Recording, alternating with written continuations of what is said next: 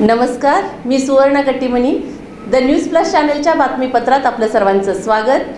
सुरुवातीला एक नजर आजच्या ठळक घडामोडींवर. सोलापूर महानगरपालिका मिळकत कर थकबाकी वसुलीसाठी कारवाईला वेग आला असून बड्या थकबाकीदारांची नावं गड्डा यात्रा होम मैदान परिसरामध्ये डिजिटल बोर्डावर प्रदर्शित केली आहेत. श्री सिद्धरामेश्वर यात्रा सध्या होम मैदान परिसरामध्ये सुरू आहे. दररोज हजारो लोक या यात्रेमध्ये सहभागी होतात. थकबाकीधारकांचा मिळकत कर, नंबर, नाव आणि थकीत रक्कम असलेले फलक मार्केट, पोलीस चौकी, होम हवन कट्टा आणि फडकुले सभागृह अशा विविध ठिकाणी बड्या थकबाकीदारांची नावं डिजिटलवर दिसत आहेत. मिळकत कर थकबाकी वसुलीसाठी महापालिकेनं ही नवी युक्ती काढली आहे.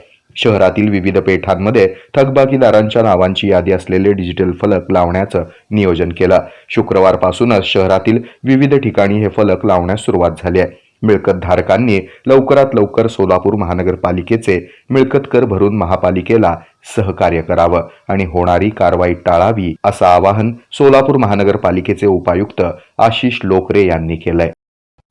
हे आहे मेट्रोकास्ट केबल नेटवर्क आणि आपण पाहत आहात the news plus. News plus बरंच काही.